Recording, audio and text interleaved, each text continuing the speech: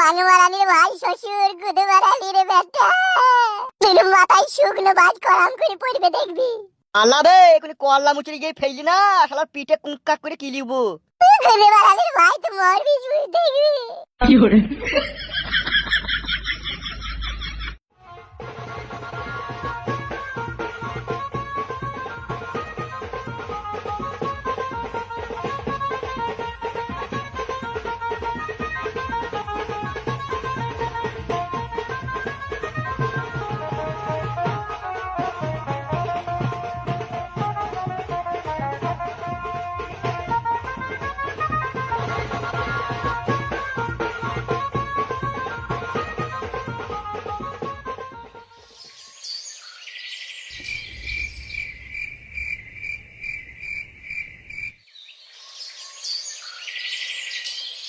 বার ভাই জীবনটা আমার কি যে হচ্ছে কিছু বুঝতে পারছি না।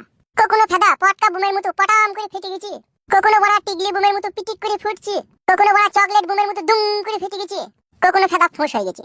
কি হচ্ছে ভগবান আমার সাথে এগুনা? আর কতকাল সহ্য করবো গো? শ্বশুর বাড়িতে শ্বশুর শাশুড়ি বইয়ের যে অপমান, তুমি বলো ভগবান। শ্বশুর বাড়িতে গেলে তো লোকে শালির সাথে ইয়ার্কি মারেন, আমি নাহলে একটু ইয়ার্কি মেরেছিলাম, তাই বলে আমার জীবন থেকে বউ হারিয়ে যাবে, শ্বশুর হারিয়ে যাবে, শাশুড়িও হারিয়ে যাবে, সবাই হারিয়ে যাবে? এটা সহ্য করবো কি করে গো ভগবান? হয় আমার শ্বশুর শাশুড়ির সাথে আমার সম্পর্ক জোড়া লাগিয়ে দাও, আমি নাহলে উপর থেকে একটা মুহূর্তে 3 মনোজনের পাথর ফেলে আমাকে মেরে দাও। Please God come fast.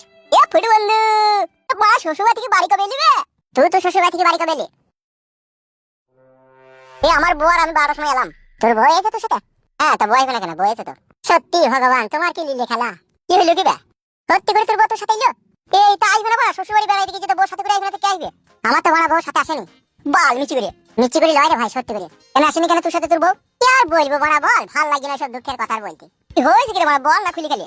সাদা শালির সাথে একটু ইয়ার্কি ফচকমো করেছিলাম যে মারা শ্বশুর বাড়ির লোক সেটা দেখি ফেলেছে বড়া, যে মারা কি অপমান করে বড়া বাড়ি থেকে তাড়িয়ে দিয়েছে। বউ বলেছে তোমার আর ভাত খাবো না, তোমার সাথে যাবো না। মিচি কথা বলছিস তো? মিচি কথা বলে কি করবো? তো যা আমার বাড়িতে দেখে আমার বউ নাই কেন বে? কি এমন করলি বে তাই বউ তোর সাথে এলো না? শ্বশুর শাশুড়ি বাড়ি থেকে তোকে অপমান করে তাড়িয়ে দিল। আর বলেই না কাদা, একটু মাই টিপে দিয়েছিলাম। কি করে কার বে? শালির মাই টিপে দেওয়ার লেগে তুই শ্বশুর তোকে তাড়িয়ে দিল আর তোর বউ তোর সাথে এলো না? আমার বড় বিশ্বাস হচ্ছে না।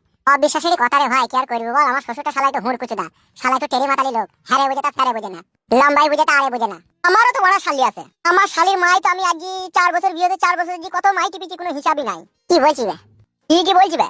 আবার এমনিতেই আমার শালি আমাকে কত অফার দেয় জানিস? কি অফার দেয়? যখনই আমি শ্বশুর বাড়িতে বেড়াইতে যাই, কোনই আমার শালি বুঝতে পেরিলে যে আমার দোলা ভাই আমার মাই খাবে, এখনই ও মিষ্টির দোকান চলে যায়, টক মিষ্টি দই চলে আসে। যখন দেখে বাড়ি ফাঁকা বা কেউ নাই, তখনই আমার শালি দুটো মায়ে একবারে টক মিষ্টি দই মুটটা করে লাগিয়ে রেখে দেয়, আমাকে বলে চুচো। আমার বিশ্বাস হচ্ছে না। বিষয় না লিখছো, তোকে আমরা প্রমাণ দিয়ে দেবো। আমি ফালতু কথা বলা ছেলে নয়। তোর শ্বশুর শাশুড়ি তোর বউ এগুলো জানতে পারেনি? হ্যাঁ, সবাই জানতো। ওসব এভরি ডোন্ট মাইন্ড, ওসব কেউ কিছু মনে করে না। ওরা জানে যে ঘরে ছেলেতেই খেতে খাক, কোনো অসুবিধা নাই। পরে ছেলেও তো খাবে। সত্যি মারা, কারো কপাল এক করলে হচ্ছে, আবার কারো কপাল ফুটো হয়ে গেছে। কেরি চিকে এক ঢেলানি গুলি আইতো যে আমার কপালে চটাম করে মারতো।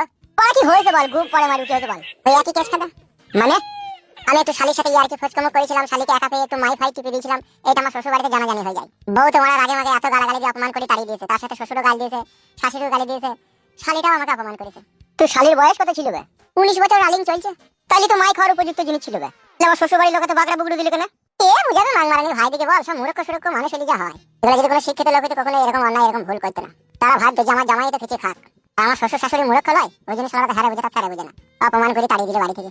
বৌমাকিটাও একটু সত্যি কথা বললো না যে যা হোক যা হয়েছে ছেড়ে দাও, ওসব কথা বাদ দাও। সেও বাপ মায়ের হয়ে কথা বললি যে আমার সাথে আর এলো না। এখানে নিশ্চয়ই কোনো গোলমাল লুকানো আছে। কি করে